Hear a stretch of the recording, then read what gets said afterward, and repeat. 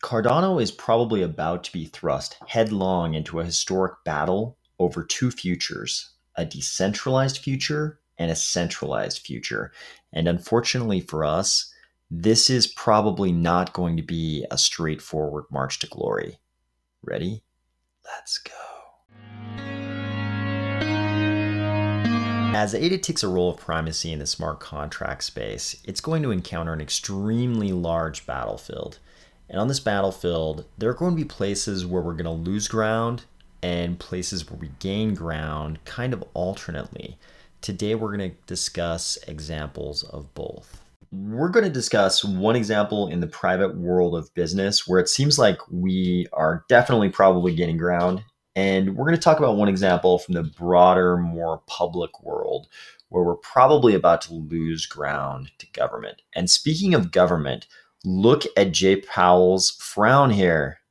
He is normally a very cheerful man, especially given the very stressful position he occupies as chair of the Fed.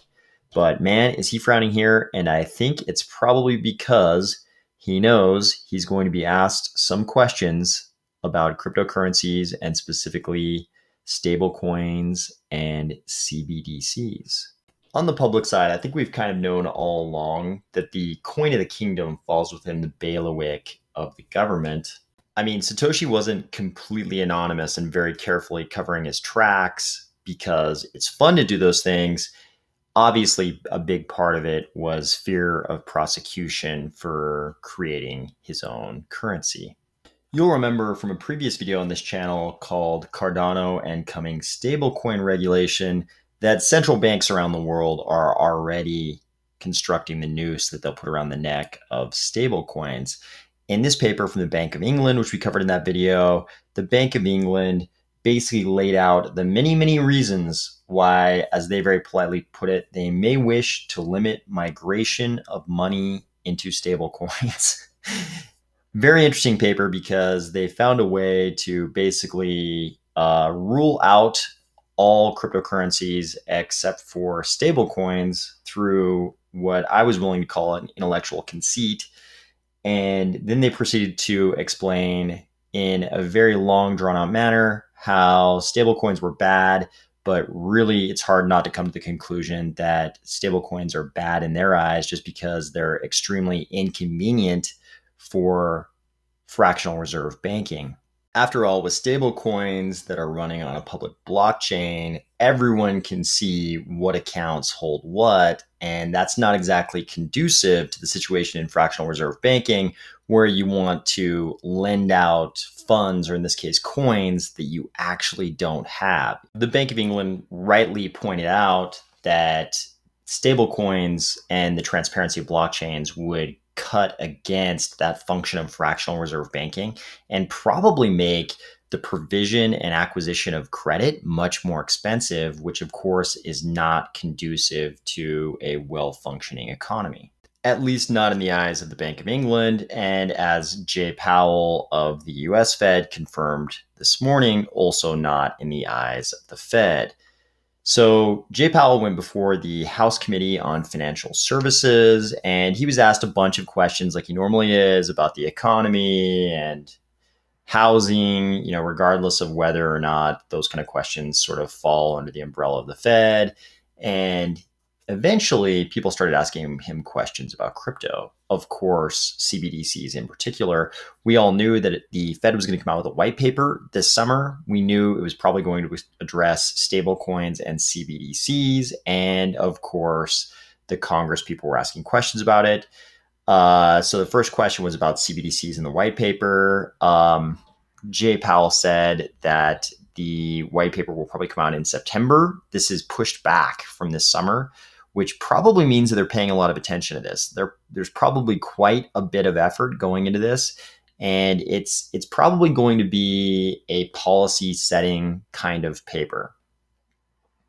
So he was also asked about concerns he had with stablecoins, and here we get into the meat of it.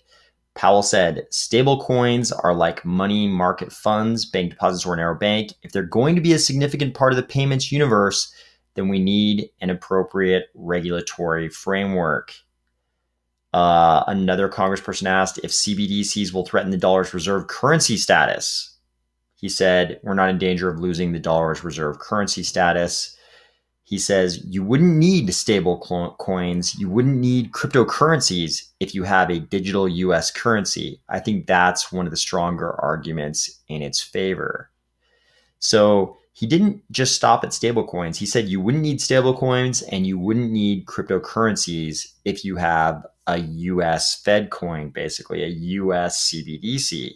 So not only does Jay Powell, want to regulate stablecoins, he's telling us right here, we need an appropriate regulatory framework if they're going to be a significant part of the payments universe. And there's really now no longer any question about that. As Caitlin Long pointed out this morning, the stablecoin market has grown by more than 2 PayPals since the beginning of 2021. It's now 3 times the size of PayPal.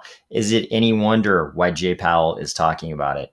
Thanks to the CoinDesk banking and economics reporter who threw this up on Twitter sort of as it was happening. That was very quick reporting. But it's become extremely clear that all the central banks are going to regulate stablecoins. And regardless of what they might be saying, they're all looking into CBDCs. They all see how fast stablecoins are growing. They all realize these are going to be significant parts of the economy, and they're going to regulate them. Why? Because of the reasons that the Bank of England laid out, it's difficult to do fractional reserve banking when you can't just invent the money. And there's no way that these central banks can control, a majority of the money in a stable coin that's running on a public blockchain. It's much easier to do that if they just invent their own CBDC. It's not a public blockchain. They're the only node on the blockchain. Then it's super easy for them to mint new coins and all of the fractional reserve banking. It's much easier to continue doing the same old things that they've been doing all along if they can continue to just print money like normal. So it's very likely that on this public side of the battle for decentralization, the battle for a decentralized future, we're probably going to lose some ground here. There's going to be regulation of stable coins. How, you might ask, how are they going to regulate stable coins? Easy. They'll regulate the fiat on-ramps, and they can just go to all of the exchanges using a fiat on-ramp and say, hey, you can no longer use ACH. You can no longer use FedWire. We're the Fed. We control those things. You can no longer use those, or the bank that is using those can no longer, is no longer to be able to provide services to you if you are using private stable coins in the following ways. So it's pretty easy for the Fed to regulate private stable coins out of existence, at least to the extent that they touch any of these fiat on-ramps in any way. So that would mean institutions like Coinbase would no longer be able to do any banking whatsoever. No bank would touch Coinbase if they were doing anything with stable coins that the Fed had deemed against their policies. And there's no way Coinbase is ever going to give up their fiat on-ramps. So they're going to end up complying with whatever stablecoin regulations the Fed decides to impose. This may end up having very significant impacts on any DeFi project that's currently reliant on stablecoins, and a lot of them are. So this is probably going to end up being an area where we lose some ground. We're going to lose some ground in the battle for decentralization. On the private side, in the world of business, it's a different story. Here, we're probably going to gain some ground. While Jay Powell was busy telling us this morning that they were probably going to regulate stablecoins, Eric Voorhees of Shapeshift was busy telling us how they're going in the opposite direction. They're going towards decentralization. Shapeshift is a Swiss company, but it's actually run out of Denver. And it's a full-on tech company. He points out they have an HR department, they have an executive team, they have corporate entities, they have bank accounts, and they have a beautiful office, a physical office overlooking the mountains to the west. They pay taxes, and They do all the corporate stuff. They're like a lot of tech companies out there. And right now, there are a lot of tech companies out there.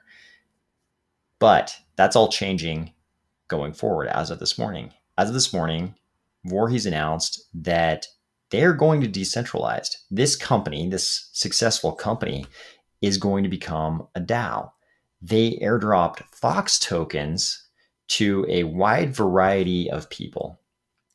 And they're going to slowly dissolve this full-on tech company and be run by the DAO.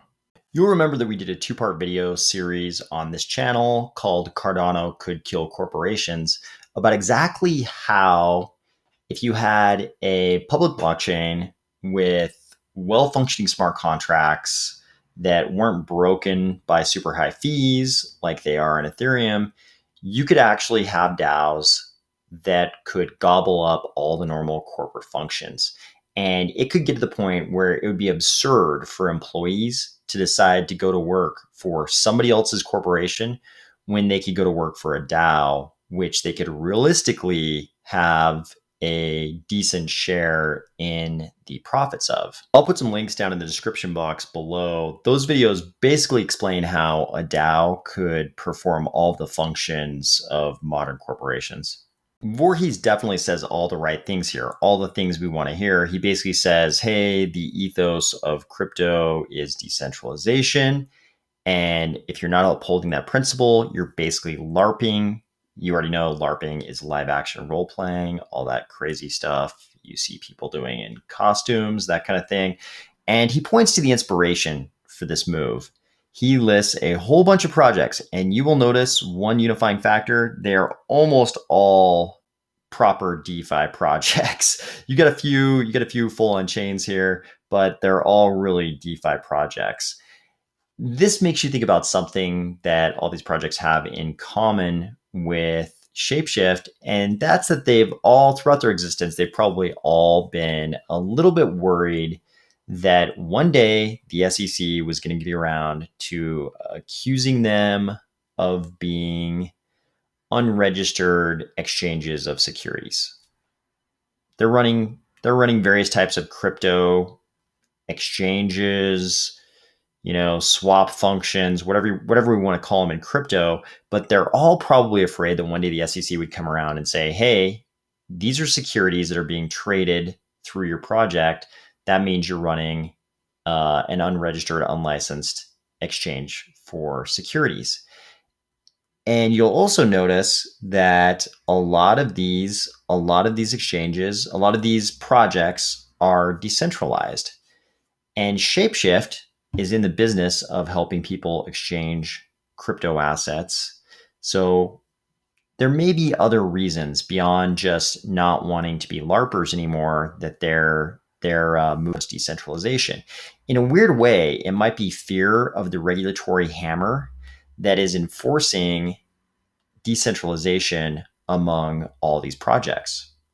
With the exception of Coinbase, which we all know is public now, and the DeFi projects that are actually governed by a decentralized core of governance token owners, we still have a lot of private companies building things in crypto. They build something in crypto and then they push it out there. A lot of people use it, and these companies, the thing they're after is that they end up making a lot of money. It's very possible that as the SEC sort of focuses in on regulating the crypto space, obviously it's going to start with stable coins, as we saw from the first part of this video. After they get done with stable coins, they're going to start looking at the rest of the crypto space, and they might start extending their regulatory hammer towards some of these projects that maybe aren't necessarily dealing in stable coins. Maybe they're just dealing in crypto in general. And the fear of that regulatory hammer might be the thing that drives all these companies towards, all these crypto companies towards decentralization, towards becoming DAOs. Sure, you might have a group of individuals who founded the company who end up owning, more of the company than anybody else. But it's going to be, I think, a much more balanced situation than you have with current corporations. In a current corporation, in a current tech company, you've got founders who kind of in league with a bunch of VC firms control everything. Then they kind of parcel out, usually small amounts of stock options to valued employees as they see fit. In the DAO context, I think all that can change. It can become a situation where the employees are dealing with the founders of the project on much more equal footing. That could happen first in the crypto space. All these companies sort of slowly converting over to DAOs out of fear of regulators like the SEC accusing them of doing various things with securities. But I think as the rest of the private business world takes note of this, employees are going to realize this is a much better structure. They're going to highly prefer possibly working for DAOs over working for corporations because let's face it, in the current corporate world, there's not a whole lot with private companies. Once they become public, the reporting requirements of the SEC create a whole new level of disclosure. But prior to that point, which is where startups are, there's not a whole lot of transparency to the employees. The employees don't even know how much money these tech companies have. They don't know what the runway is. They don't know if the company has enough money to make payroll for the next month or the next year in a lot of cases. Sometimes even despite what the founders might say, there's no transparency. So they just have to trust the founders. A trustless DAO where everything is transparent would be a much better situation for employees. I think the private business world is going to take note of what's happening in crypto. Maybe Shapeshift is just the first domino to fall. And then the fear of regulators, as regulators become more laser focused on what's happening in crypto, even beyond stablecoins, more dominoes might fall. And then once the entire crypto space is sort of converted over to DAOs, the rest of the business world will probably take notice. And a lot of companies that never would have considered putting that much power in the hands of, non-executive team members, non-founders, the board of directors, most of these companies would never have had a reason to consider extending control of the company beyond the tiny groups that currently control those companies. But employees aren't going to want to work for companies like that if these DAOs are potential employers, because there's so much more transparency. They have a realistic chance to own, some larger portion of the corporation compared to the measly portions that, the executives might hand out to them at the end of every year if they're lucky. We don't really have any data points for us to sort of gauge the timeline over which this kind of thing might happen. But I think it's becoming obvious that these dominoes are going to start falling over in the private business world. And in the battle for decentralization, we're probably going to gain some ground on the private side, while simultaneously we're going to lose a little bit of ground on the public side due to the advent of CBDCs and the resulting desire by central banks to regulate stablecoins, possibly pretty heavily. Talk to you tomorrow.